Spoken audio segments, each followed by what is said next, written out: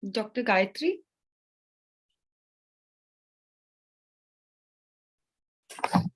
Hi, Ria. Can you see me? Am I audible?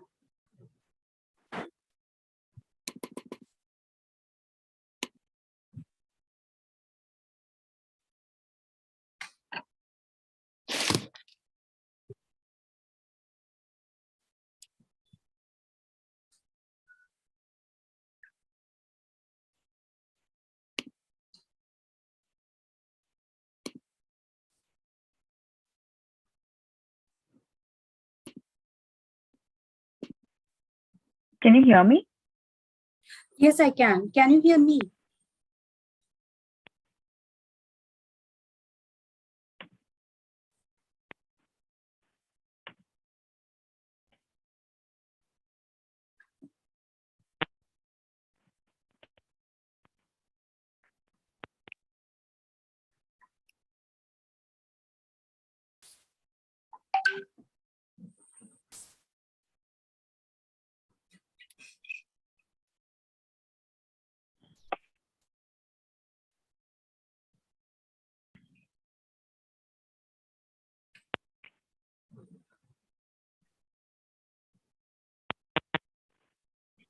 Dr. Gayatri, we can start in another 2 minutes. Yes, but I can hear you. Yes. Oh, okay. Great. Okay, that's fine. No problem. There was some kind of connectivity. Okay, so I can share the screen, right? Yes, please go ahead. Okay. Yes.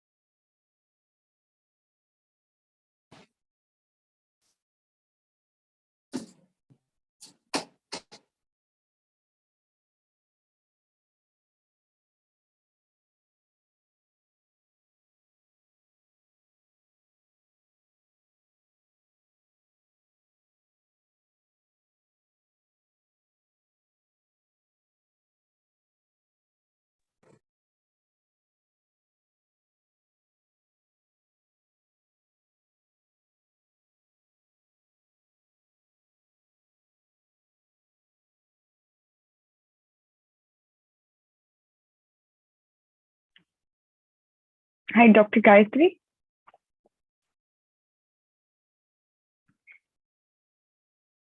So I think we can start spot on 12:30. We've left it open for the participants to join us accordingly. All Yeah. right, no problem. All Yeah. right. So welcome everyone to the first series of PhD abroad lecture series of Just Focus Academic Consultancy. The purpose of the series is to expose students who are interested to do PhD abroad, especially as a fully funded program in selected countries. And to inaugurate the session and also to start off with the lecture series, we have one of the dearest scholar and expert on environmental law, who is a Commonwealth scholar herself, who has been to London SOAS University for her PhD on environment law and policy. So we have with us Dr. Gayatri D. Naik, who has been a fellow, who's been on a fully funded PhD to London. And to give a brief background of Gayatri's academic credentials, she's been a gold medalist and for her master's program at South Asian University in International Studies.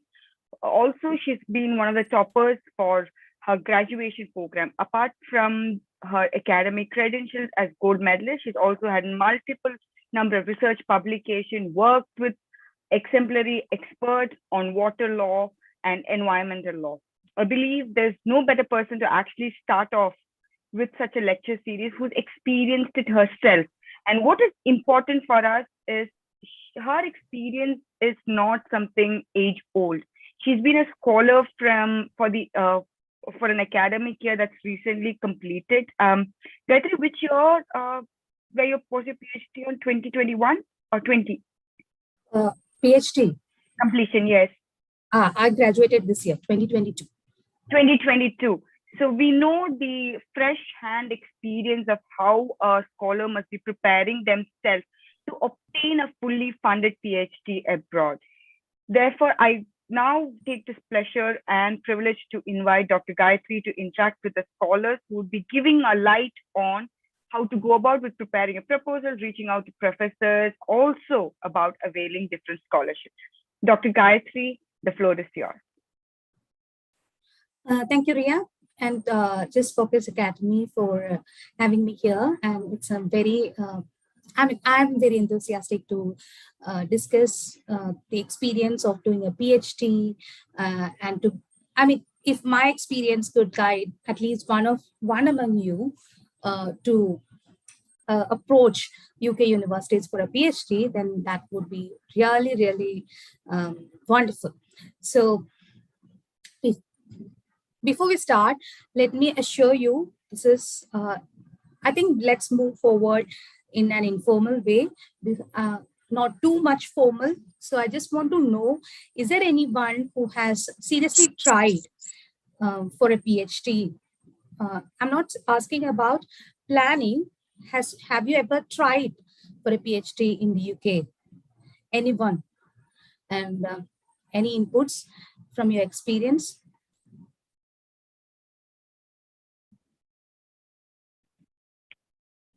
Okay, so is there anyone who is seriously looking into PhD in the UK as one of the first countries? Maybe like there are a lot of countries which you can explore, but anyone? Okay, okay. So just before we start, let me ask you why you are looking for a PhD in the UK and which area you are looking for. Just let's have a communication. It's not a one-way traffic. So it will be better for me also to know what you expect. And what I'm talking here today is completely from my experience. And there is no like strict compartment or rule for pursuing this particular PhD journey. So my experience will be different from Ria's or some other ones. So just to know about you, what you're expecting. So these communications will be helpful for me also. Okay. Uma said about commercial and corporate laws. Okay. So what about Subramaniam? And yeah. I think someone else had also raised their hand. Isha? Yes, yes. Yes, it's okay. Criminal law. Hello, Human law. sorry, ma'am. Yeah, sorry. Ma'am, I raised my hand. My name is Asha. Okay. I want to pursue my PhD in UK, particularly because currently my husband is based in UK, so I'm planning to shift there. And the area that I have chosen is right to religious freedom, and particularly the role of judiciary in doing so. All right. Okay. So everyone, I assume everyone here is either doing a master's or have already completed their master's, if I'm not mistaken, right? Yes. Okay. All right. I'll just share a screen.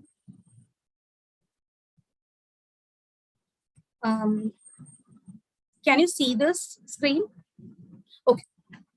See,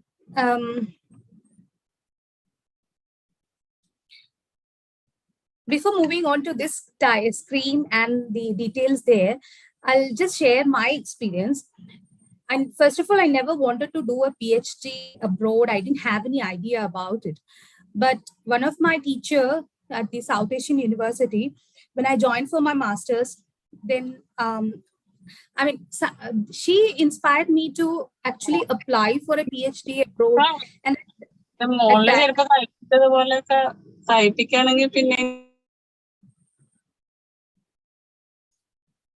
can you mute yourself, please, everyone? Okay. So it was only because of my teacher's inspiration that I chose UK, but UK was not my first choice.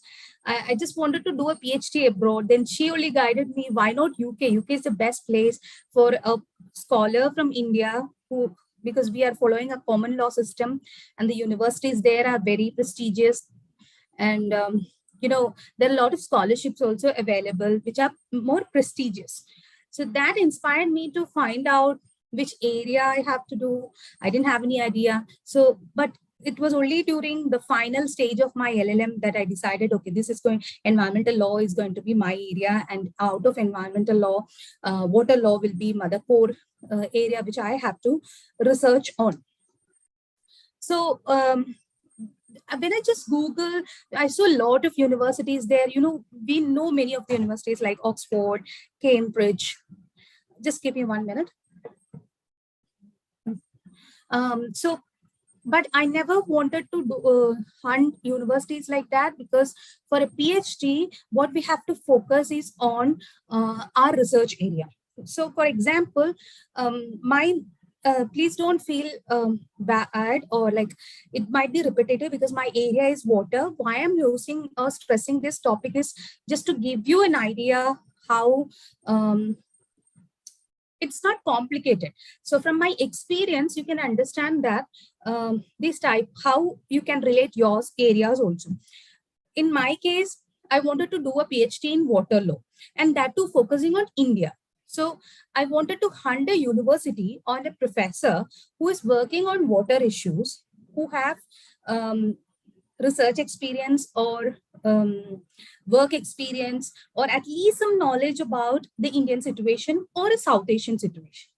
So in University of Cambridge and University of Oxford, there are environmental law centers, or many other universities also have environmental law centers. But there is no use for a particular scholar only because of a university to apply. Because as the slides move on, I'll tell you how to start the process. But just to give a brief, if you randomly choose a university and randomly choose a supervisor, potential supervisor, they may or may not reply. And if they reply, you might get a negative reply also. So that might hinder your process. That may demotivate your process. So you have to be very particular while choosing your country as well as universities. So that we'll discuss it in later slides. So in the UK universities will give you a very good top global experience. You will find it both academics as well as social life. because you people, even the faculty as well as the students, everyone comes from different parts of the world. So that is a global experience if you go to any of the UK universities.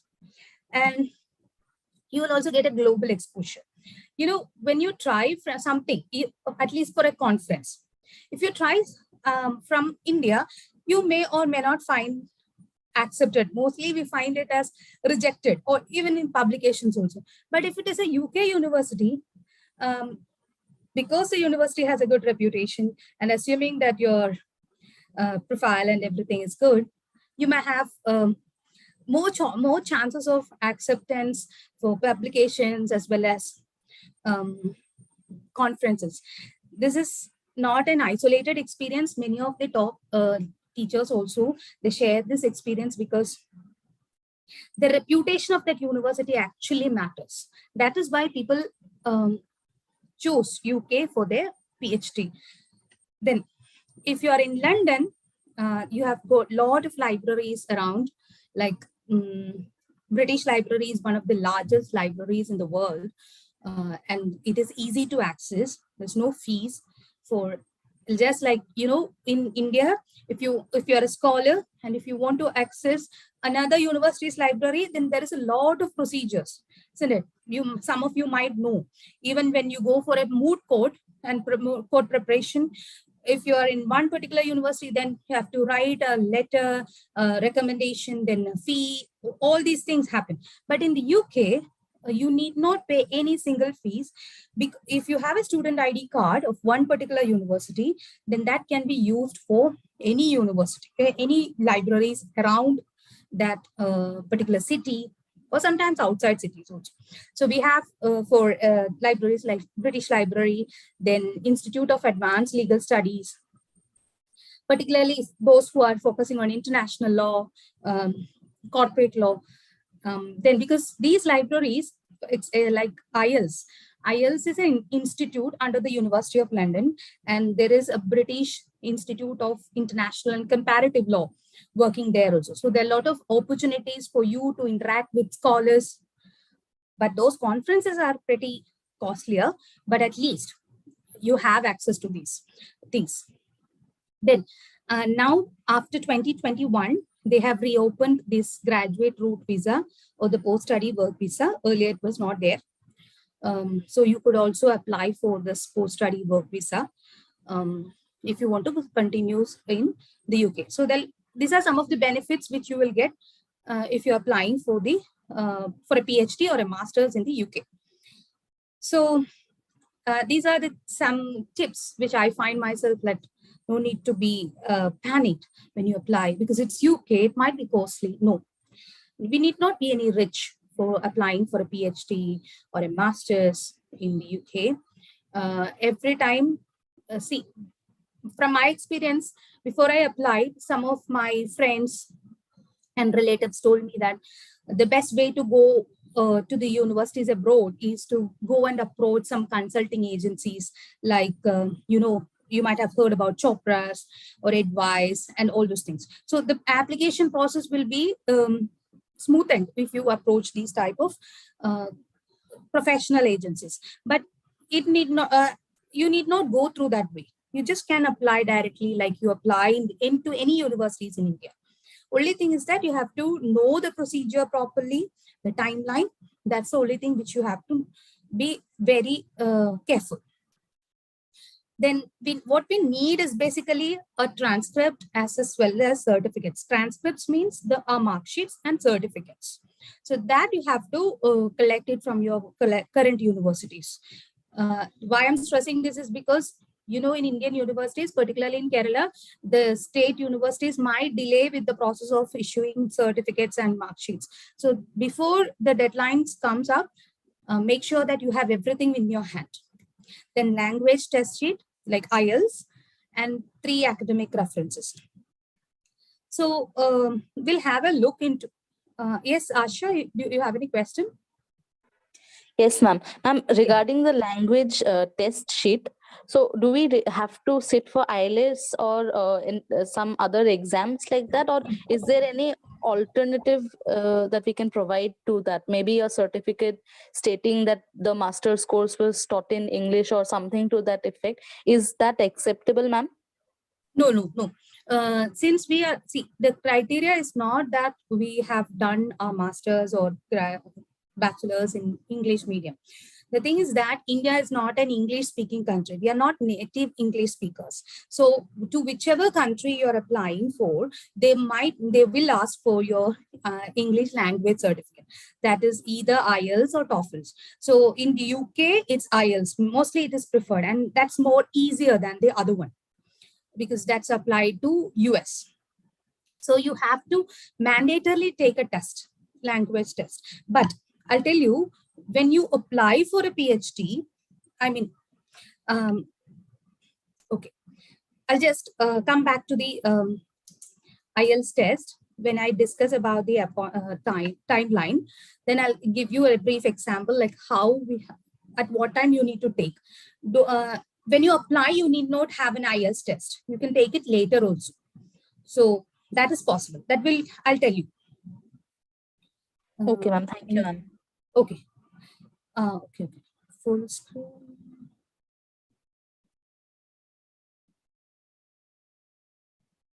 You can do it in the bottom. Bottom. Yeah, there's or F4 should help you, or the bottom where you have down. Next to the pages, there's a full the next one. Yeah, This one. That one. Yeah. Is it okay? It should come in a minute. It's not come, but don't worry about it. I mean, as long as the viewers can see it clearly, it should be okay. Okay. I understand. I think I'll just in the screen. You can just at least make it 100%. Increase the percentage at the bottom. Oh, sorry. Slideshow. Is this fine? Yes, perfect. Okay. Okay.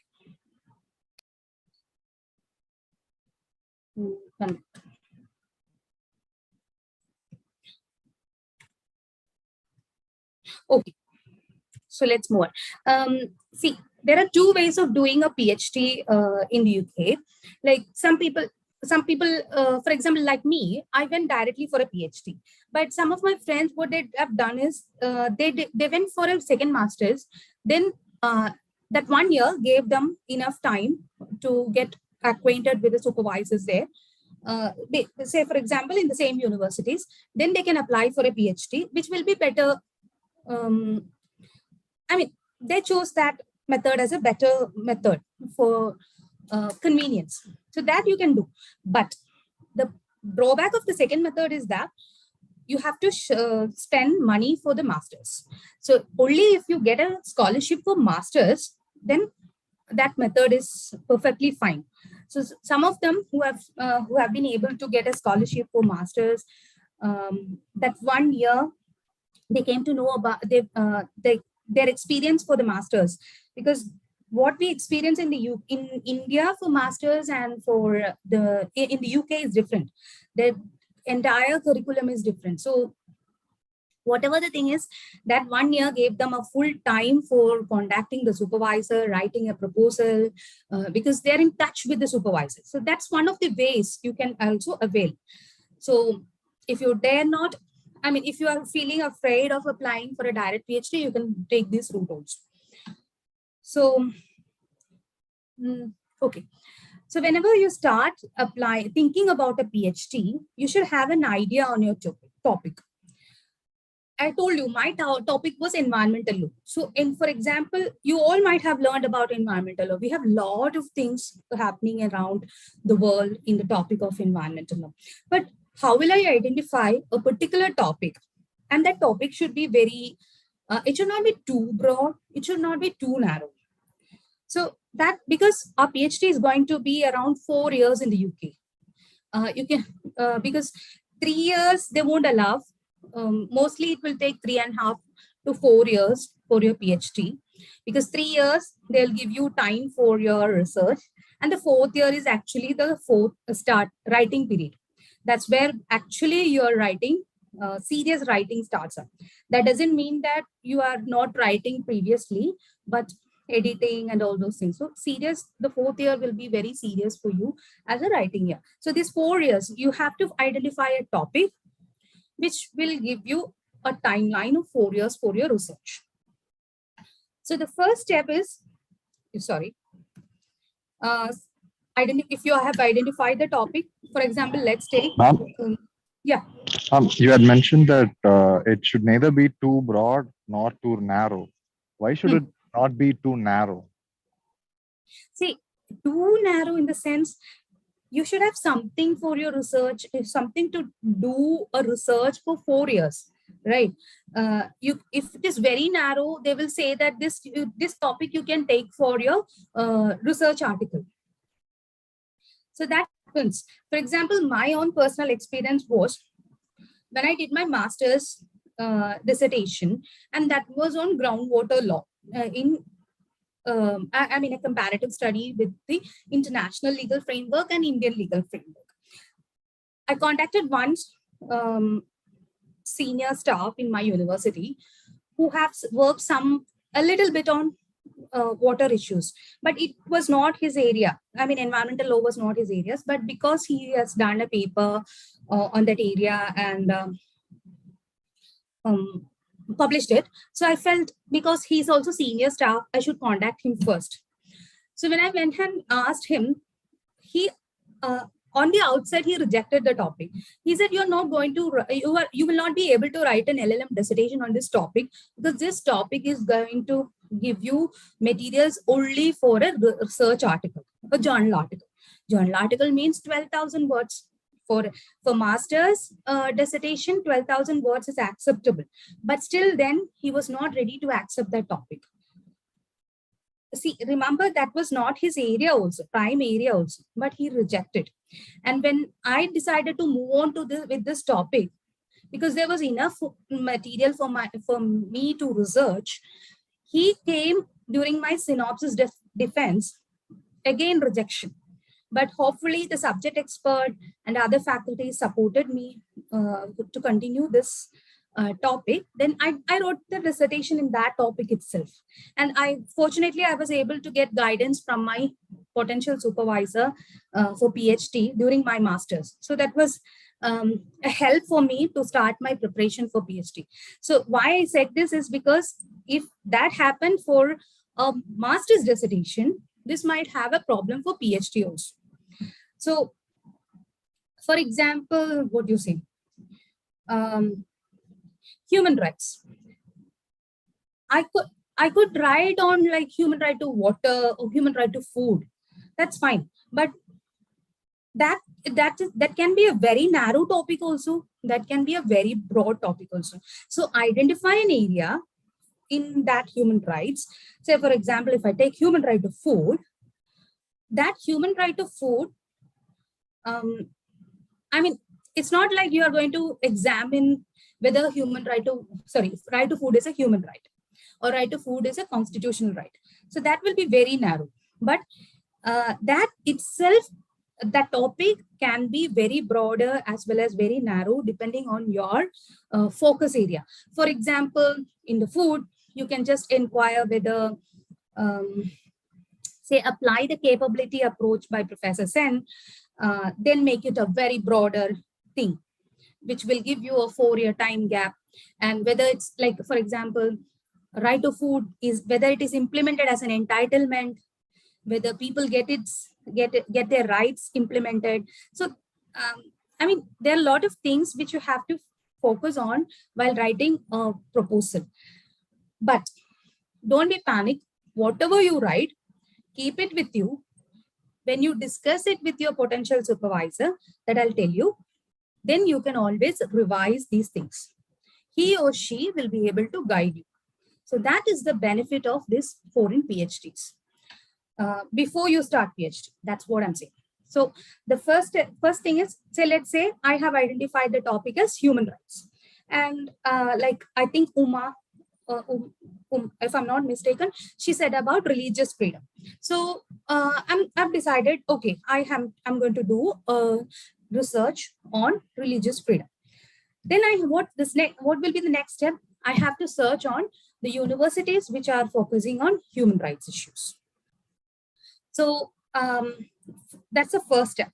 And if you are planning to come back to India or any other countries, it will be good if you select a university which is within 500 rank of QS rankings, because in India also, for these academic positions, if you are a PhD from abroad, then that needs to be under 500 rankings, these things.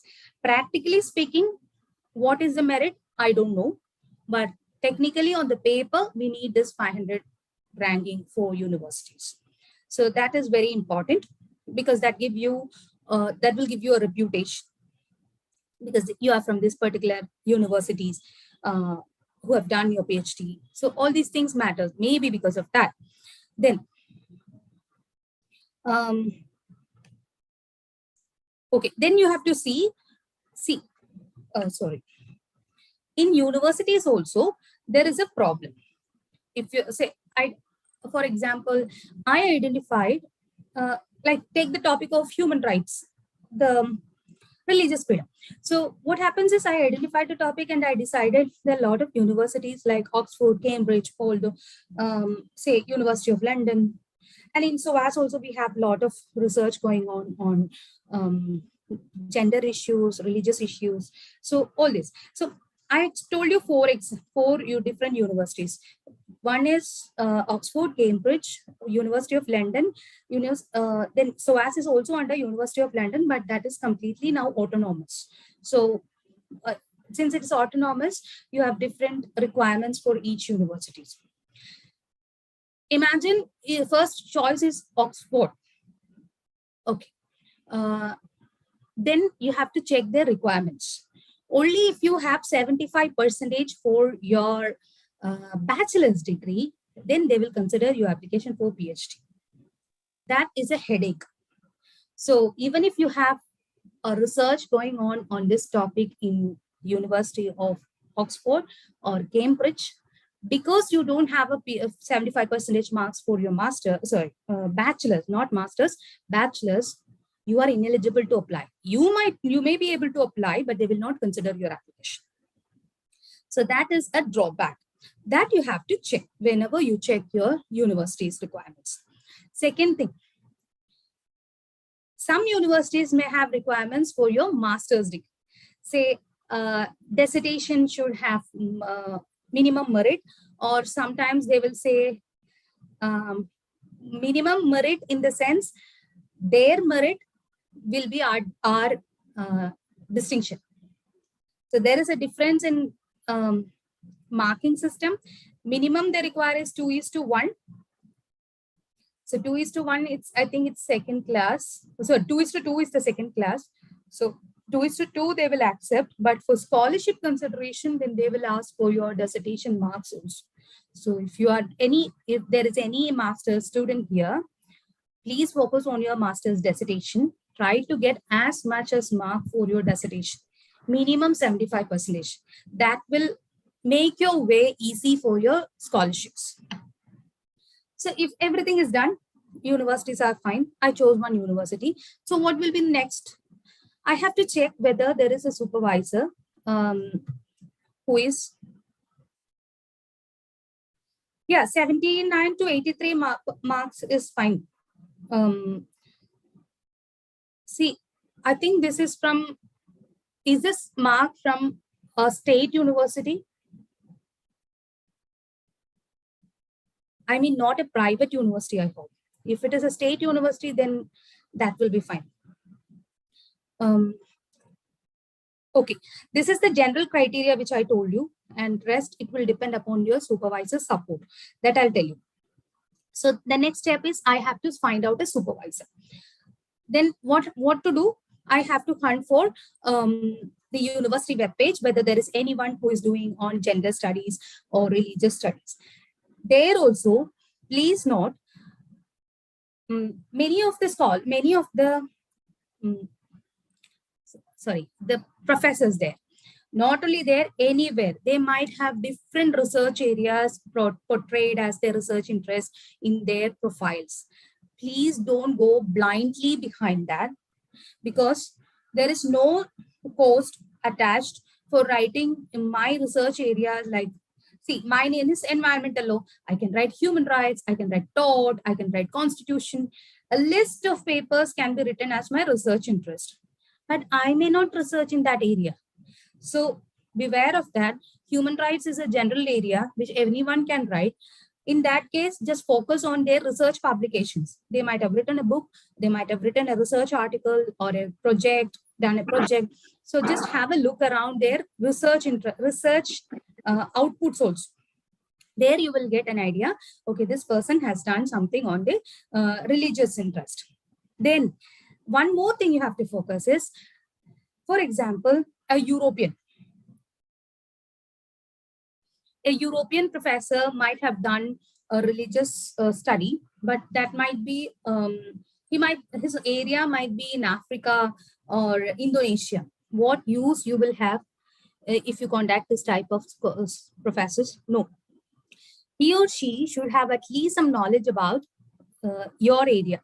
I mean, the South Asia or India. So that's, or if it is general to general, in sense international law, anyone can help. But if you want to do a comparative study between India and the UK or India and any other country, he or she at least should have an idea about India. So that is one of the area which you have to keep in mind when you search for supervisor. Then once you identify a supervisor, then don't hesitate to contact him or her. You should have at least a draft proposal. It need not be the perfect proposal. Why I'm saying draft proposal is because he or she might know what you are going to do or intending to do. So that person can guide you. So just send him an email introducing yourself, like, I am so and so, I've done this and this. If you have any particular things to focus on, say for example, I've done this project or research publication, just 1 or 2 sentences, just introduce yourself.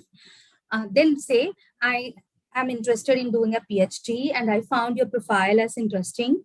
My research interest area is so and so. So could you please provide me an opportunity to discuss this topic with you? For your understanding, I'm attaching a draft proposal here. That's all. A very simple email requesting his or her time for discussion. Most of the time, these foreign professors will reply you. If they are on holiday also, when they come back, most of them will reply. So for the sake of getting a reply, try to contact 1 or 2, more than 2 supervisors if possible, so that you will not feel bad if at least one doesn't reply. Why contacting supervisor is very important is because they are the one who will act as a bridge between you, your application, and the university. It's not like master's application, like you apply with all documents and you get admission. No. Your application has to be defended in the board of studies or doctoral school. There are a lot of terminologies which are going on. Like you might have heard about the board of studies in our universities. So most of the universities use the word doctoral school. So in the doctoral school, there will be a committee who will scrutinize your application. And one of the requirements of your application is this research proposal. And if somehow, unfortunately, if someone finds this area not a researchable area, how will you know? Only way to know is the rejection letter which you will get. But if you have already contacted a potential supervisor and he or she is ready to supervise you, then that person can defend your application there. So that's the benefit why you have to contact a supervisor before you start applying. Okay. Sorry. Okay. So So everything is ready, like requirements are fulfilled, supervisor gives you a green signal. Then now you have to check the deadline. See, the deadline is, okay, usually you have to contact the supervisor 1 year before, at least, not 1 year, at least of in the beginning of, say, for example, if you're planning to apply next year in 2023, it will be good if you start hunting now, or at least minimal January. Because most of the time PhD starts in September. Most of the universities, top running universities, they have their courses starting in September, but sometimes some of the universities starts in January. But for law, usually it starts in September. The course starts in September. But in order to start the course in September, you have to start applying this October. See, the timeline is that the application process starts in October 2022 for 2023 session. So before that, if you could contact your supervisor and if you could have a discussion, revise your proposal, then that would be good. So this is the timeline. So you have to keep on the deadline, keep the deadline in mind for application. See, there are two deadlines actually. Deadline for your application for PhD and deadline for the scholarship. So the scholarship applications usually comes first, because once you say in SOAS, when I applied, I started my application in October 2016 for 2017 session.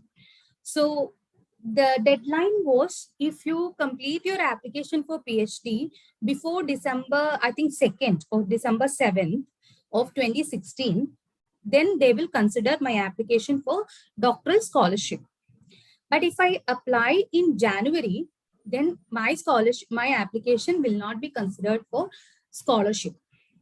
But I might get the PhD admission there, but without scholarship. So there are two deadlines that you have to be careful while checking on the web page of each university. See, every university will have a scholarship information page. I'll just click here. I think you can see. This is the university which I completed my PhD, SOAS. This is a very good university for African and Oriental studies. There are a lot of focus on Asian studies. For religion also, we have a special department there. So you can definitely check if you're looking for something relating to Asian and African studies. See, the lot of scholarships listed here, for example. Then on the right side, you can see if it is closed or open, and the eligibility criteria, like, see, for example, it's AHRC Chase Scholarship. It's open to UK and international students. So every information is there that you can always check.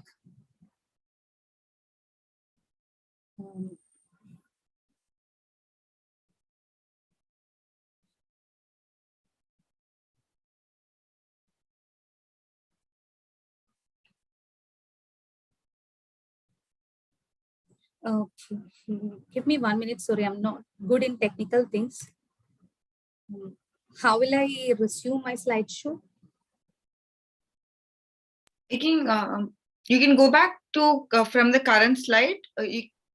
For now, can you press escape so all the selections will be closed? Escape button. Okay. Because I think it's all selected. Okay, yeah. It's done. Thank you. So there are also some external scholarships available, but for that deadline, you have to see their own particular website page. I'll give you an example of external scholarships in the later slides. So before we go to the scholarships, Gayatri, can you just check if your screen is frozen? Because or is the slides moving for everyone? Because for oh no. Wait. Sorry, I posted. Perfect. I hope it's visible now. See, eligibility criteria, before we move on to the scholarship criteria, it's like the minimum criteria for a PhD application is 60%. UK, if you have 60% for your master's, then they will definitely accept your application. Most of the universities will not look for your undergraduate scores, but I told you there are some exceptions like this, Oxford and Cambridge. They are very particular. This is from my experience, what I felt, because when I applied, because I applied for a Commonwealth scholarship and I wanted to apply at least for 3 universities. I never knew what was the process for other universities. I only knew about SOAS because I focused only on SOAS. So for the sake of application and, very enthusiastic about applying for so-called Cambridge and Oxford, I just applied. Then I realized that we need 75% for our undergraduate. Fortunately, since I had that marks, they considered my application, but since I didn't have any supervisor there to support me, I didn't get the admission there. So that was not a big problem for me because I never focused on that. But if you're focusing, please do keep in mind, there are some requirements of marks. Otherwise, in all universities, 60% is the minimum mark. So for that, please keep in mind, whenever you apply abroad, you need not be the topper of your batch or top 5% of your batch for your PhD. You can apply if you have a decent score for your master's. Distinction or first class minimum is a basic requirement. You know why? So for masters also, if you have a 7.5 CGPA or 75% marks, there are more chances of getting scholarships. That is why I said first class or distinction is can help you, but that need not be the case. Ielts score. See, this is the thing. Ielts score is important. It also varies according to the universities, that you have to check each university's Ielts page or English language requirements page. Like I told you earlier, we are not native English speakers, so we need a language requirements score to prove that we are good in English. See, SOAS had a scheme. I think in one of my component, I got less in the sense, I don't remember correctly, but for example, if they wanted 7.5, I got only 7. But the total score was good enough, like around 8, or not 8, 7.5 something. For instance, I'm not remembering the correct calculation, but in that case, what they did was they gave me unconditional offer. And they said, you just come here and do a 2 weeks training session.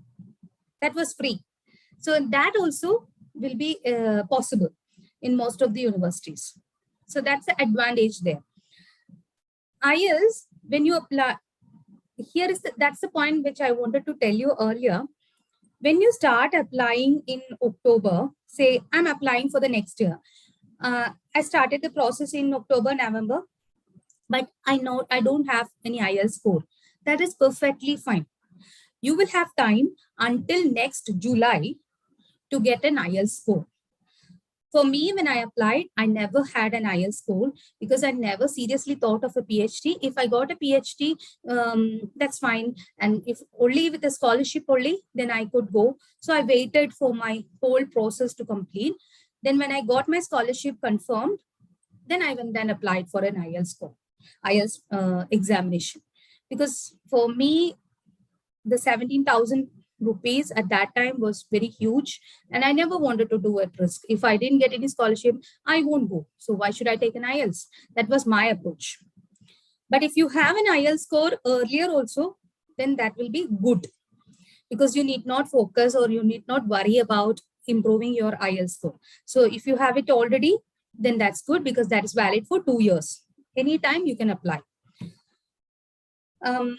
Minimum, when you start preparing, aim for 7.5 for each component, or at least 7. That is very much important.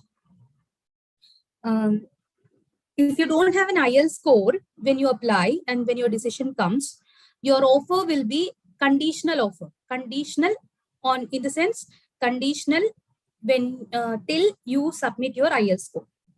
Once you submit the Ielts score and they record it and everything is completely finished, then they will give you a unconditional offer. So only with an unconditional offer, you can apply for a visa.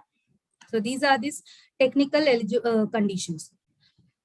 Now, focusing on the PhD application, apart from the other things like IELTS, transcripts, references, then a passport, academic transcripts, two main things you have to have with you is the research proposal and a personal statement. These two are very, very important. Anyways, you might have a research proposal because you already have contacted your potential supervisor. So that's there. They're not going to look into whether that research proposal is perfectly fine or not, because not everyone will be a subject expert. So that's fine. Only thing is that you need to have a document with you to upload. That's a research proposal. Personal statement is very important. That will have a look in the subsequent slides. I told you 2 or more references. Sometimes references are 2 references are required, or sometimes 3. It depends on the universities. Why I focus on references is because there are instances which I know personally. Some of the professors in the Indian universities, they won't stick on to the deadline provided by the foreign universities. Say, for example, if I contact a supervisor, contact a professor who taught me in my master's and requested him whether I could write your name as my referee, will you give me a reference letter? He or she will say, yes, of course, you can do that. But what will happen if he or she has not uploaded the reference letter? Your application will be rejected because of the lack of references. So that is why I said reference is very important. Before you start applying, contact a teacher or a professor of your current university or just previous universities if you're working. So that, and make sure that he or she will definitely give that reference. That's why I'm saying, because I know one student who was very meritorious, who was a topper in one of the science paper in my university, previous university in India. She was unable to complete her application for Commonwealth Scholarship, and her PhD application was rejected only because one professor had a personal problem. He was not ready to give her reference, despite being the fact that she was a gold medalist.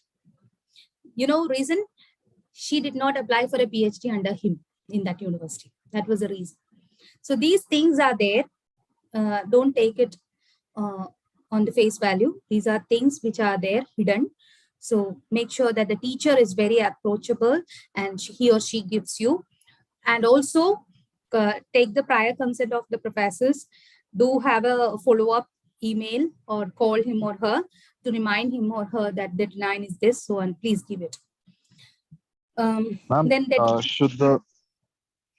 Should the letter given by the professor, should that professor be from the same department, say criminal law, which I'm pursuing right now? No, that's not required. Say, for example, let's take a University of Delhi. There are a lot of professors who might have taught you, isn't it? So, but your research area is criminal law. If there is no one person who can give you a criminal law, a reference for a criminal law, you can always refer to other professors also. Only thing while writing reference is that he or she should know about you, your talent, or your credentials. Credentials in the sense, okay, you know, right? For a reference letter, what you need. It's like a boost. No, a person who doesn't know about you, who has not taught you any course, he or she may not be able to write a reference letter for you. So in that sense, only thing is that he or she should know about you. Like you are a hardworking person, you are talented, so and so. That's all. Need not be from the same department, a same paper, criminal law. But if you are able to get a professor like that, then that is a very good advantage. Okay. Yeah. Okay. See, the thing is that university will send them a link. So it's anonymous. So they have to upload the research reference letter. So we won't know. Sometimes in the tracking system, we will know that a link has been sent to the person concerned. He or she have uploaded it. Otherwise, we won't know what happens. So that's the thing, is that we have to make sure that the teachers are also following up the emails. As I said before, there are deadlines for scholarship and deadlines for PhD applications also that you have to keep in mind.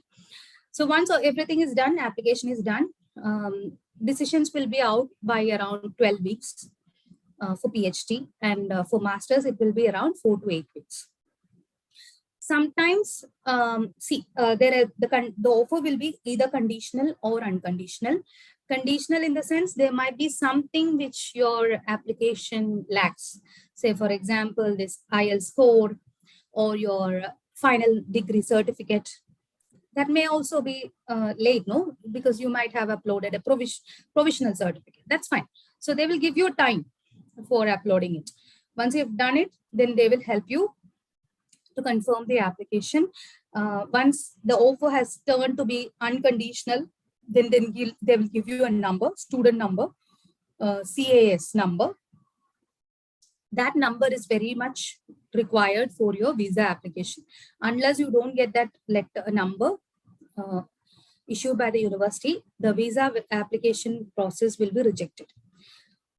Sometimes the scholarship application results will come very late, because usually what happens is, nowadays the UK universities are looking for a fully paid student. So once you apply for a PhD and your supervisor is okay, they will give you a letter. If everything is fine with your application, they will give you a offer letter, but they might hesitate to give you a scholarship. That happens in many universities there, because now the universities are looking for students who are able to help the university, not the otherwise. It is due to recession and due to this Brexit issues that is there. You have to be very careful. Very important thing is scholarships, I told you. Sorry, the time is up. Time is going. Is that okay, Ria? I believe this is very important for them. So if they're all okay with, we will continue, if that's okay with you also. I'm fine. I'm fine. Okay. I believe it's okay. I believe the participants are okay if ma'am continues, so that the point is you get an insight into how it's done as well. I'll just be fast. Yeah. See, the thing is that for PhD, please don't go for a self-funded PhD process. You know why? It's very costly. It's not that what we see on papers, this much and this much of amount of, say, for example, £20,000 as fees. That's not going to work out if you don't have a PhD. You have to pay a fee. Then the living cost is too much. You will find it difficult to get a job, even the part-time jobs even in at least McDonald's or the short-term jobs. That also may be very difficult. So focus on scholarships first. Only if you have a scholarship, and that too fully funded scholarship, please go for a PhD abroad. Partial scholarship might help you, but when you go to that particular country only, you will find that difficulty how to manage. So that's very difficult, especially if you are a married person. For single also, it will be difficult. So these are some of the scholarships which will help you. Commonwealth, Chevening, they are UK government scholarships. Unfortunately, for PhD, Commonwealth has stopped the fully funded scholarship, because for them, India is a developing country. If there was a scholarship being continued, that was the very best scholarship in the world, because that is unlike other scholarships. The scholarships fund you for your studies. Then they will help you with the family elements till 3 children, then 2 and 4 ticket. The life there is very easy if you have the scholarship. Chevening, if you're going for a PhD through masters, and if you want to have a master's scholarship, Chevening is the best one.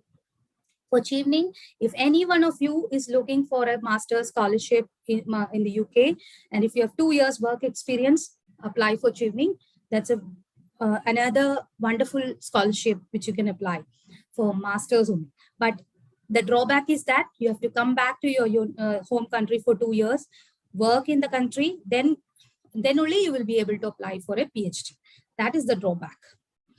Then see, external fundings are provided by some agencies like Felix. Felix scholarship is only for 3 universities, so as University of Oxford and University of Reading. Only 3 universities will give you this Felix scholarships, and that's open to Indian students, Indians and some other countries. So we have it. I mean, Indian students, you can apply. Welcome Trust Fund is applicable, so that you have to check their advertisement. Rhodes is only for the Oxford University. Rhodes is applicable. See, Rhodes also has a positive thing and negative thing.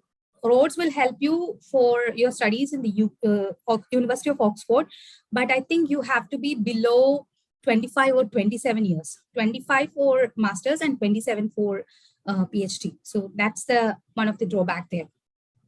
Inlab Shivasi Foundation, that's also that's a private fund based in Mumbai. If you can see, show some extracurricular activities, this scholarship is really good. They will help. That is a fully funded one.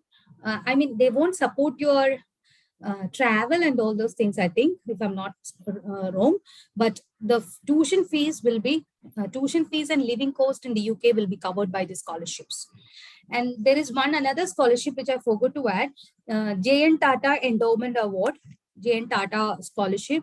That's not a scholarship actually, that's like a loan. They will give you around 10 lakhs as loan. The rest you have to find out, but at least 10 lakhs they will give you. And but you have to repay that 10 lakhs also. That's one other scholarships. See, now also the options for Commonwealth is not closed. If you have registered for a PhD in the Indian universities, still then you can go to the UK for research for 1 year, just like you are going for a visiting scholarship, visiting research. Commonwealth scholarships are given for 6 developmental themes according to the SDG goals. So these are the things. So if your research area falls under any of these themes, then you can consider it, even if you are doing a PhD in the Indian university. What they look for is the academic merit, quality of the plan of study, then developmental impacts on your country, not for the UK. How your work will help your country to develop. That is the thing. And nowadays they focus on sustainable development goals. This scholarship is called split side scholarship. That's what I said. If you are registered for a PhD in Indian university, and the university has or department has a link with any of the department or university in the UK, then you can apply for a split side Commonwealth scholarship. All benefit will be there, but only for the scholar. It's only, since it's for a 1 year scholarship, 1 year research, you won't be able to take your family with you, but otherwise the whole funding for 1 year fees, 1 year living cost, all will be covered by this scholarship. So it's only thing is it's very easier also. The thing is that you need not go through the nominating agency, nothing. You can just apply through the university webpage. Only thing is that your university and the other university in the UK should have a like an MOU. If that is there, you can apply. This I just included scholarships, types of Commonwealth scholarships. It might be helpful if you're looking for a second master's also. There's a scope for shared scholarships and Commonwealth scholarships. This is a rigorous process because you have to apply to the Government of India through MHRD. Then they will scrutinize your application, shortlist you for an interview, And only if you have cleared the interview by the MHRD and they nominate you, then this Commonwealth people will consider your application. That was a process which I undertook. There was application, interview for masters as well as PhD at that time. It was a bit difficult. Shared scholarship, it's only for masters. It's very easier. You can just apply to the university webpage, site uploading all the documents. So if you meet the eligibility, the university will consider you for this scholarship. There's no interview process, nothing. It will basically depend on your SOP, your academic credentials and all. So these are just some of the documents which you require while you apply. Passport, transcripts, supporting statement. Home country, it's only for the split site. Otherwise, you need not have a supporting statement from your home country supervisor. But you need a supporting statement from a proposed supervisor while you apply to some universities. Like the name is, or at least name of the potential supervisor is very much required while you apply for a PhD through the university webpage. So these are some of the links. Okay, one additional thing which I will tell you, if you don't have an idea about where to look into for a PhD call, there are two ways you can do a PhD. You can just go and apply, like what I said, contact a supervisor and do those things, or go check for, did I use it? Find a PhD is there. Websites, I'll just jobs.ac.uk is a web page, website where any subject, a PhD or jobs in jobs in any sector or any subject has been advertised. So you can just have a look if someone, some universities have advertised for a PhD. Usually in the legal sector, that type of PhDs are lesser, but there are scopes. There are some universities which are advertising for a call for PhD, looking for doctoral candidates in this particular area. So especially in criminal law and human rights, you might see this type of calls. So just have a look into this. Either find a phd.com or jobs.ac.uk. Both are helpful. Then, why it's not moving? Okay. Very briefly, I'll tell you about research proposal, what you have to focus on. Sorry, I'm taking a little bit time. See, proposal, research is actually for 3 stages. First, you start writing a proposal. You have a research proposal with you. Then you have to implement it. Implement in the sense you should have a data with you, data collection. Then the third stage is the presentation. So these are the 3 basic steps for a research. So the first stage is very important before you apply for a PhD. That is the research proposal. When you start preparing a research proposal, I'm not going to detail, I'll just give you a very brief idea about how to focus on your research proposal. The thing is that your aim should be how it will contribute to knowledge, advanced theoretical knowledge or understanding, and contribute to policy or practice. So how these elements have to be reflected in your research proposal. Only then that research proposal will be a novel one. Or else I can also write an article on something, religious freedom. But what Uma said was she wanted to do a PhD on religious equality or religious freedom, but she gave a twist. Like she wanted to know how the judiciary contributed it. So that is giving a different approach. That is her own perspective. So your own personal views, personal in the sense, what do you say, a novelty. That is to be reflected in your research proposal. It's not like the scientific thing. Please don't assume like that. My area, so for example, I'm doing a research. I'm taking that example itself, religious freedom. There might be another scholar in some other universities who's also doing the same topic. So that's fine. Only thing is that in the same university, no two scholars should be working on the same topic. That they won't allow. That's the only thing that you have to know. So when you discuss this research proposal with your supervisor, he or she may be able to help you or guide you whether that topic is a novel topic or researchable topic or not. If that is not, then they will suggest you to rework on it. Because say, for example, this religious freedom, that's a very important topic. So, but the way one person suggested may not be a yes, Subramanian, one minute. Take your question. So, see, it may not be a novel one, but he or she may suggest you that, okay, why can't you look this aspect of religious freedom? That will give it a new touch. So these are the ways for improving your research proposal. Okay. Yes, Subramaniam, shoot your question. No, I actually accidentally touched it. Sorry. Okay. Yes, Uma, do you have any question? Yes, ma'am, I did have a question. Maybe at the end of the session, but it would be great if we could know how to connect with you over LinkedIn or some other platform, like for any purpose for the session. Sure, because thank you so much, ma'am. Sorry for the interruption. No.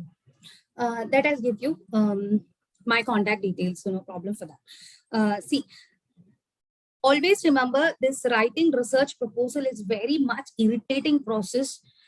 Because it's always going to be a repetitive process. You have to go on repeating your readings and all those things, but that's not a Herculean task.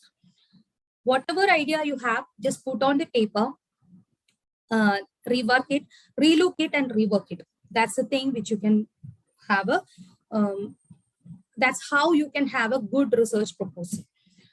I'm not saying when I say good research proposal, perfect research proposal, only thing is that it should be coherent enough so that the reader, I mean your potential supervisor or the doctoral school should have an understanding as to what you are actually going to examine in that research. That's the only thing, idea for a research proposal. Basically, 3 steps are there. First of all, try to find out a topic, then write a tentative research question, then briefly draft all other requirements, body of proposal, methodology, everything. Go and revisit it. It's a cycle. So you have to undergo all these things until you have a complete draft of your research proposal with you. So it might start with a small idea, but that small idea should go on until it becomes a concrete idea. Once if you have a concrete idea, then now your step starts for finding out the literature available on that topic. Read as much as possible, collect and sort it, sort what requirements, what literature it will help you, and discard others. Whenever you do a research, you should have an objective, like in the sense scientific objective. I mean, how it will contribute to your academic research, whether there is any benefit from that research. That's a scientific objective.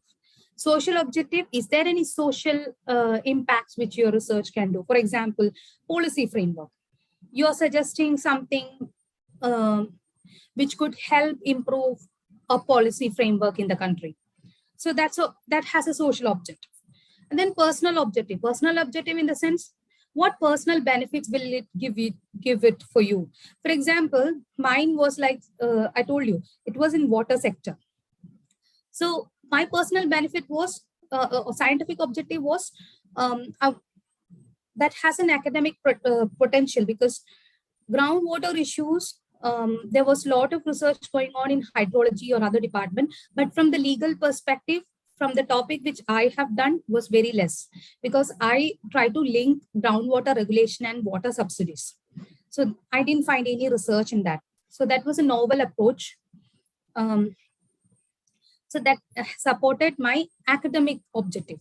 Social objective was, I wanted to reform, it's not my reformation, but I could suggest some reformation in the current groundwater regulation when I get a chance to do that. Of course, in the thesis, it will be done, but later also, when there is a policy framework suggestions coming up, I could do that. There's a social objective there. And personal objective, that gave me, once you have done a PhD, you will be an expert in, you will be considered an expert in that particular topic or area. So when you start a career, you will get an identity that you have done a PhD and expertise, you have achieved an expertise in so and so area. So that is the personal objective which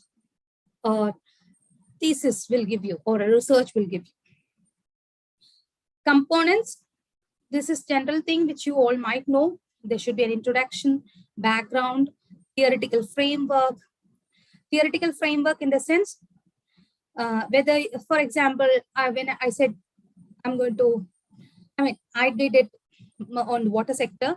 So whether it's a right-based approach, whether I'm arguing for a human right to water for everyone, or whether I am focusing on the state-oriented approach. So these type of approaches, like right-based approach, these are the examples of theoretical framework. You have to have an idea about what theoretical framework you are going to argue in the proposal. Then review of literature, research framework. Research framework in the sense, questions, objectives, methodology, limitation, structure. Structure means the chapter is that tentative chapter structure. Bibliography. See, one thing, I'm not going to other things, but literature review is very important. This is a problem which all Indian students have found it difficult, including me when I went for my PhD. There, I followed a system which was taught in our Indian universities, like we will select some literature, for example, books or journals, read it, and if we find it very important, we'll just say so and so author argues in this paper that human right to water is very much important and the state should provide enough water to the people. This we will summarize. This will only constitute a summary of literature, which they don't want. For your proposal, that's fine. If your supervisor, okay, accepts it at the for the sake of application, that's fine. But please be very careful. The literature review should be thematic. It should not be a summary of literature. It should be a critical analysis of the literature you have done or read. Say, for example, there are some literature which you have found helpful and some which you have not found helpful. This not helpful can also be included in the literature review, saying that so and so literature have so and so works have been focusing on this particular aspects. Say, for example, in the human right to water, most of example, if I'm arguing like this, most of the literature have focused on human right to water, arguing for a right-based approach where the rights are to be implemented by the state and the state's duties are also focused. However, my argument is that I can write like this. However, I would like to argue like, or I argue in my thesis that the responsibility should also, there should be a justice-based approach or equity-based approach where this non-discrimination based on the social, economic, and political factors should also be considered while implementing human right to water. Because when you say human right to water, that definitely means non-discrimination. But practically speaking, right-based approach will not give you equity. Because in India, we have a lot of differences based on caste, color, creed, etc. Unless and until these type of factors are also included in the policy framework, no one is going to realize their human right to water. So this is my argument. And this was one of the arguments which I made. So these are, but the people who are scholars who have done previously research on water rights or right to water may not have written that. So this is the novel one point which I am making. So these things you can always write in the review of literature. So you should always have a thematic review. Thematic review in the sense, you can take one subheading as human right to water. Then the second one is duties of the state. Third one is justice-based approach, like that. So It depends on the topics which you have identified. You have to identify it as a theme.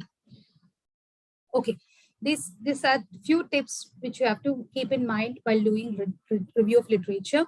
Research question that also be very specified, because before you write research question, you might have identified a research problem.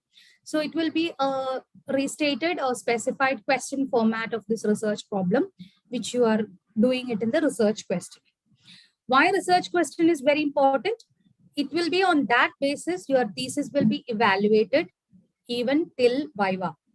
The Viva examination, in the Viva examination, the examiners will check whether you have justified the research question throughout your research thesis. So that's why. For example, women are not represented adequately in the legal academia. That's my statement.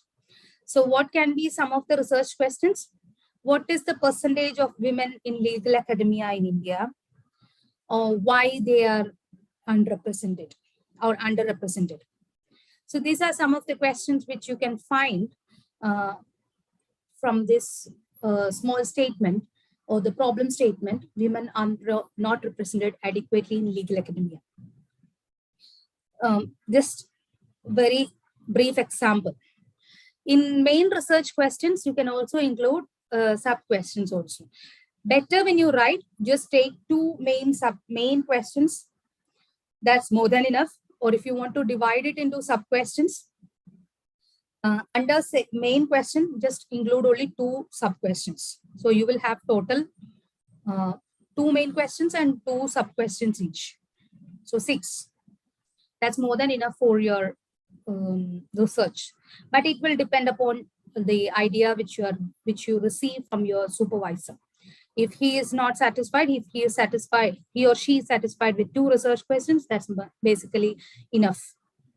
When you draft it accordingly, and then send the proposal to the supervisor, and do always rework on it as per their instructions.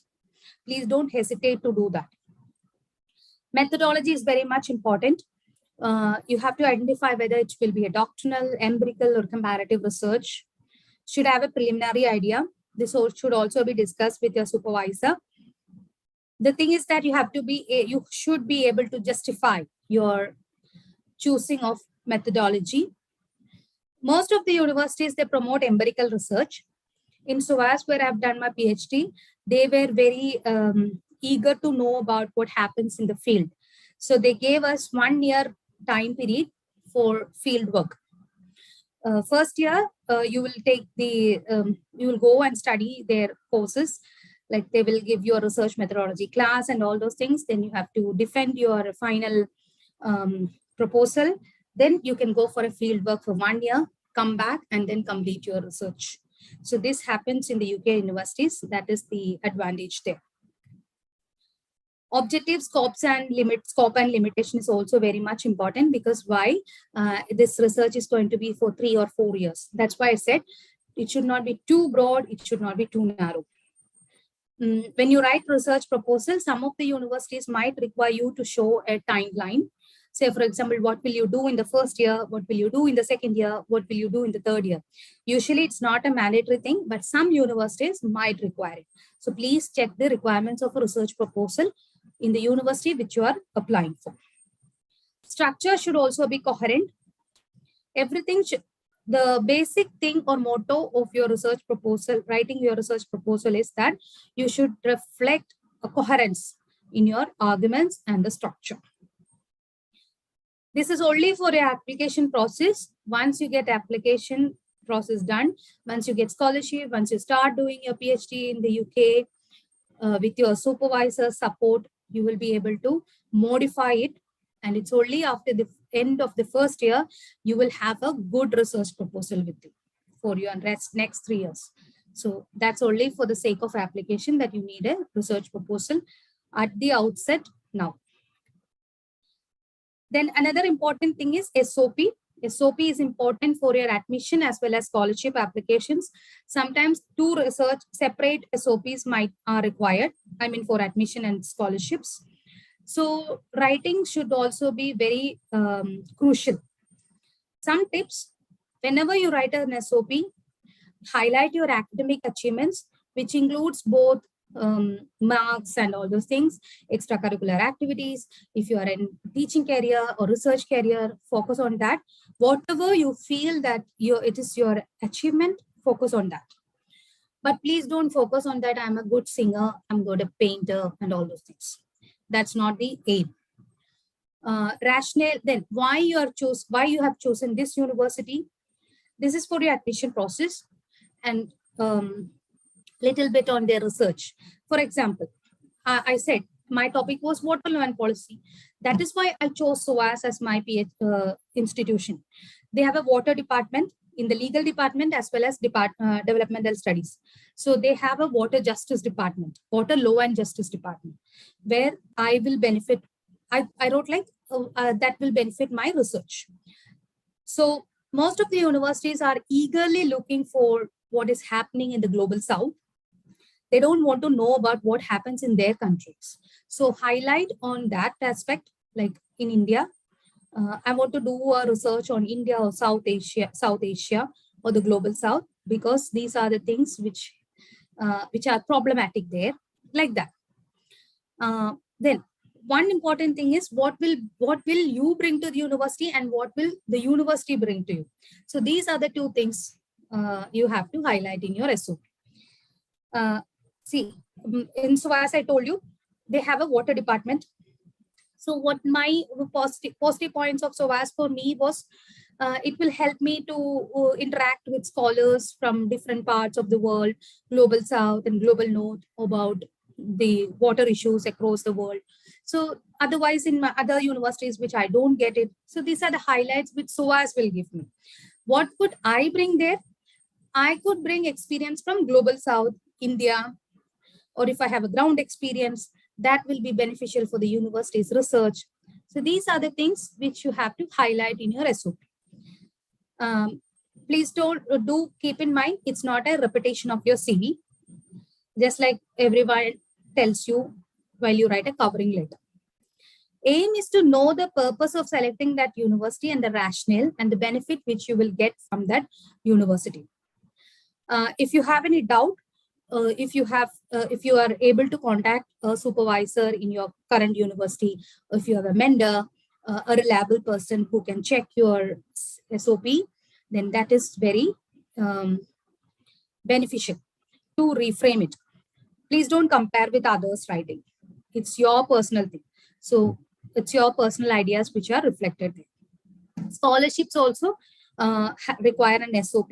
There, most of the times nowadays, what they want is why you need a financial help. That should be highlighted. That doesn't mean that you should portray yourself as a poor person. No. Actually, be sincere that why you need a scholarship. That's the thing. Say for example, you can say that you are from a developing country, you are from an average family, in the sense, if only with a scholarship I could study, that is genuine. But don't say that I have this, I have been, see, how will I explain it? Don't show that I'm very poor, that's why I need a scholarship. Then they will outright, because if you say that you are very poor, then they will question you, how did you manage your studies till now? So these are the things. Be sincere, be genuine in whatever you are writing. Language, it's not Ielts, what I meant. Whenever you write a research proposal, SOP, English language is very important. You need not be writing in the Oxford English language, but very simple. Don't make grammatical errors. For that, if you can use Grammarly or spell check in the Word file, it will help you to improve your English. Again, here also, whatever documents you're writing, if you're not comfortable with your grammar or something, if you have a reliable person to help you, do share it with him or her, get it corrected, and then forward the application. Basically, the last thing is that concentrate on your writings, research proposal, show courage in contacting your potential supervisor. And first thing is that what I find even from my friends is that even if they don't, if anyone wants to do a PhD, and if they are talented enough, they might not show the courage to start applying. The thing is that you should show that courage to apply. Let it be. If that's a positive result, then that's good. Or keep on applying. That's okay. Nothing is there to lose. So show courage to start applying and don't hesitate to contact your potential supervisor. They are not unapproachable. Most of the foreign university professors are very much helpful, reliable. When you write an email, even for a document requesting their research work, if that is not copyrighted, the issue is not there, they will give you that. So start doing that. Start writing to a potential supervisor. You will be able to clear it. So always learn from lessons. There's nothing to lose. If you get an admission, then that will change your destiny. Or even if you don't get an admission, that's fine. You can apply for the next year if you want. Or else do a PhD in India and then go for a postdoc later in any other foreign countries. So there are always doors open for you. Only thing is that you should find that and you should show the courage to open that door. That's it. This is what I want to tell you. I'm so sorry that I took a lot of time. Oh, no. I'm guessing that they got the essence of the entire process and you went in detail to provide them with information. I'm sure the participants are more than happy that you took the time. So I'm just sharing my email ID here. Anytime, if you want any advice for UK, I don't know about other countries, just contact me at this email ID, no problem. See, one more thing I want to tell you. I don't have any idea about self-funded studies in the UK. The reason is that I wanted a PhD or whatever studies which I always plan is through scholarships. So that's the thing. And the immigration things, if you plan to go and stay there and all those things, I cannot help you because I never wanted to stay back in the UK. I wanted to come back. And my scholarship also required me to have a moral obligation towards my home country to come back. That's it. So at that case, I'm helpless. Otherwise, in preparation, I could help you. One thing, if you want to stay back in the UK, do apply for a extension visa before your visa ends. Like before your visa ends, don't come back to India and then rethink of applying. Stay back there. Say, for example, if a visa is till January 2025, start applying for an extension visa in November. In that 3 months, November, December, January, don't come to India. So that's the thing which every university advises you if you want to stay back. So this is the only advice which I can give you if you want to continue in the UK. Otherwise, in that way, I'm helpless to help. Or else in any other case, in writing a proposal or any advice for applying for any UK university, don't hesitate to contact. No problem. Any questions? Please feel free. Yeah. So I would like to know if we can switch department from the specialization that we pursued in our LLM. Of course, yes. Can you please specify in the sense? I am pursuing criminal law with cyber law. That's my specialization. So Okay. can I, for instance, pursue an IPR or some other specialization? Of course, yes. Only thing is that you have been in your SOP or especially in SOP, you have to substantiate why you want to change. Because LLM topic or LLM subject may not be my subject area. For example, now you have worked on cyber law. And if you have 1 year experience and then you realize that I want to do a PhD in IPR, then it's all welcome. Only thing is that why you want to do that, or the research proposal should also reflect your knowledge about IPR. That's it. Otherwise, no issues. Okay. And I And think cyber and IPR can be connected in one or the other way. Right? okay. Yeah. Only thing is And that, see, for example, if a criminal lawyer comes and say that I want to do a PhD in environmental law, then he or she has to substantiate why I have changed to environmental law. all A right, rational all right. justification. That's it. Yes. And also, as a first year student, I'm still pursuing my LLM. How can I prepare apart from my marks? What other things should I concentrate on? Apart from the marks for LLM. Yes. Yes. Yes. See, the research proposal is what matters for your admission. But for scholarship and basic minimum requirement for admission is the mark, 60%.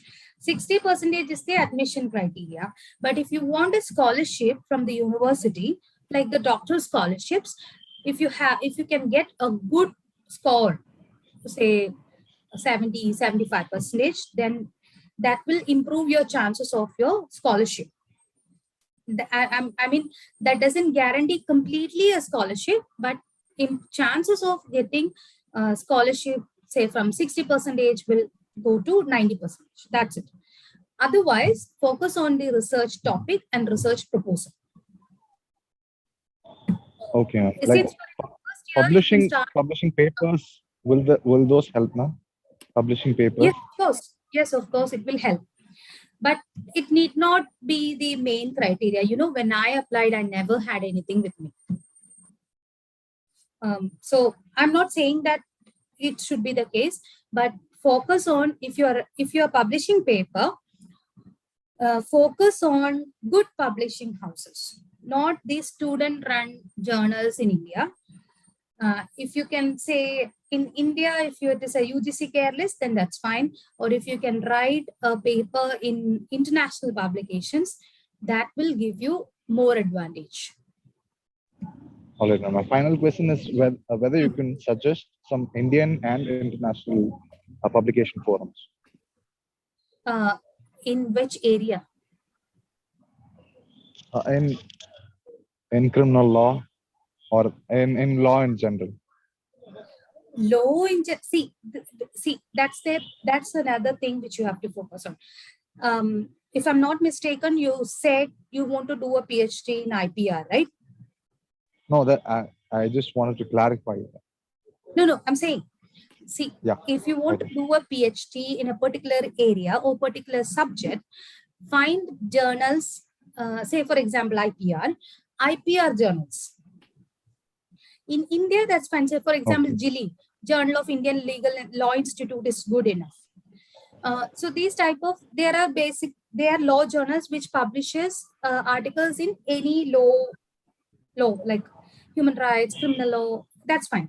Otherwise, don't write articles in any topic. Just focus on your research area. Say, for example, take a topic in IPR, write an article in IPR or cyber. Now, since you're doing a cyber law, write on our cyber law. So these are the things which you can do. Otherwise, please don't go and select some topics like now, for example, what do you say, family law or any other topics. Randomly don't write. Focus on a focused writing. Like you only take a topic in the area which you want to specialize, then write it. So that will be helpful for your application. Because that will show the supervisor and the university that you are keen in that area. All right. Yeah. My point. Yes, thank you. Yeah. Asha, did you raise your hands? Yes, ma'am. Ma'am, I had another question with regards to scholarship. Apart from the marks for masters, what are the other criterias, like any other criterias that they look at? Say, suppose if I do not have 75% marks for my master's, what kind of scholarships can I still apply for scholarships? And if I can, what kind of scholarships should I be looking at? See, what I said about 75% is that for doctoral scholarships in different universities, see, from my experience, I'll tell you. When I applied for a scholarship in SOAS, doctoral scholarship, my LLM dissertation in South Asian University was awarded distinction, and that was a top score there. And I was a top scorer for my entire course. So that helped me. And since I was an international student, I scored good enough for my master's. That helped me to sail through the application process, and they considered me for the doctoral scholarship because they wanted to equate our marks and the UK marks so that to check whether we have that international standard or that marks matches. So fortunately, my marks matched with the UK requirements, so I was awarded a doctoral scholarship. But in many other universities, they might not require the 75% score. So that is not a big issue. If you have a decent score like 60%, and your research area is very good enough, your research proposal is good enough, then they will consider you for the scholarship. No issues like that. So what my suggestion is, if you have already done a master's, there's nothing like that. Now we cannot change your marks. Now what you can do is, you can focus on your research area and research proposal. And also be careful in selecting your supervisor, because some supervisors can help you to get scholarships. One way to get another scholarships, I'll tell you. For example, in SOAS, we have a scholarship called Bloomsbury Fellowship, Bloomsbury Scholarship. Bloomsbury means there is a network of universities, like 3 or 4 universities joining together, and they are funding the research. Not only law, other subjects also, even medicine is also there, because we have a London School of Tropical Medicine and Hygiene nearby. So they will advertise for fully funded scholarship, like a project, say 3 or 4 years project. Like that, many universities will have these projects. There, this marking criteria is not an issue. Only thing is that the relevance of that topic, say for example, last year, SOAS advertised for a PhD in water conflicts. So the topic was really very narrow, like they have identified water conflicts. So when you research, you have to, the requirement was you have to write a research proposal that matches this topic, water conflicts. And there was a supervisor already there because that was a part of the project. Once you send that research proposal to him and he's happy, he can select you. It's his discretion. And you have to follow the normal procedure, but you will be awarded this scholarship. There was no such requirement that you need 75% marks for this project. So this is the another way you can always do a PhD. I mean, project-based PhD do not require this 75% marks. That can also be considered. That is why I said go for these websites like ielts.ac.uk or find a PhD. There you can find this project-based PhDs. So you need not worry about your marks. Thank you, ma'am. There was one comment here, Isha, work experience, actually, how could I say? It can help you sail through, but it's not mandatory that you need a work experience.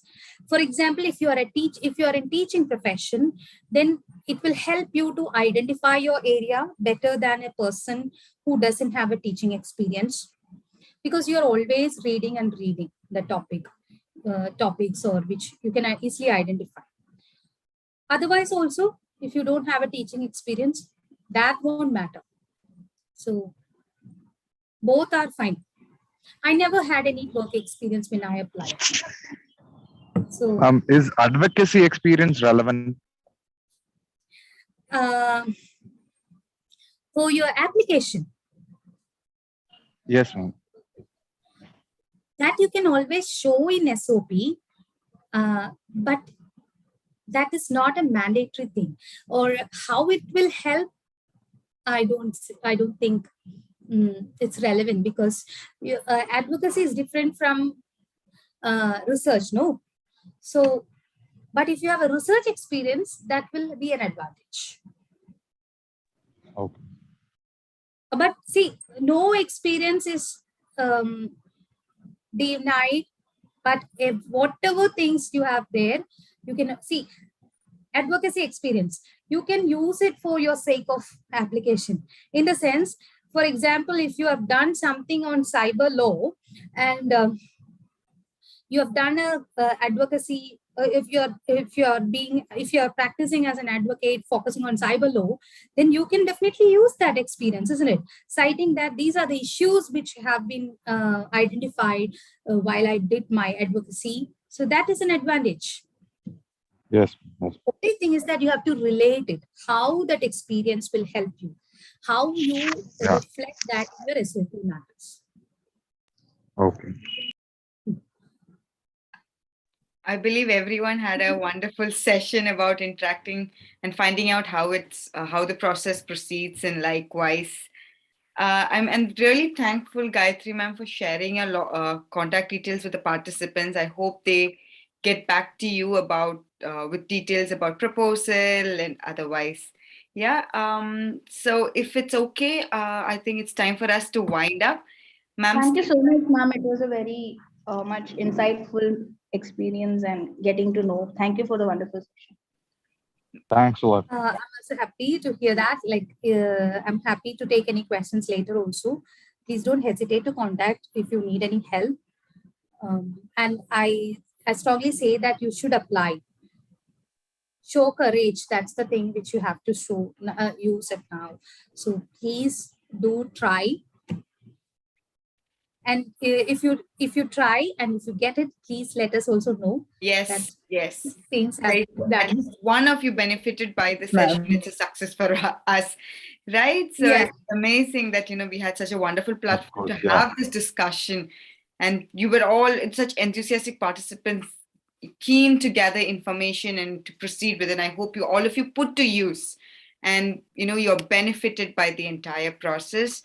So thank you so much, Dr. Gayatri, for taking your time out, and especially in your present condition. Especially she'll be a mom soon. She's in the final run towards it. Yet she took out the time to actually make this happen and interact with us. That shows the enthusiastic researcher in you and the teacher in you who wants to come out and continue sharing your knowledge and information. Thank you so much for taking your time out, spending time with us. Thank you, participants, for joining us this evening, and we hope to connect with you sooner through different sessions. Feel free to reach out to us at any point. We are always here to support you through your research journey. Yeah, thank you so much, and have Shreya, how can we contact your organization or your group? You can always get back to us through the mail ID that's shared on the brochure, and you also, the connection, and also the number that's given up in the poster. But I'll also leave our mail ID here for your reference in case you need to get back to us regarding any of the information that you need regarding PhD. So we support scholars through their research, right? So all the best scholars, future researchers, future doctors. See you soon, sir. See you soon. And have a wonderful evening. Thank you, ma'am. All right.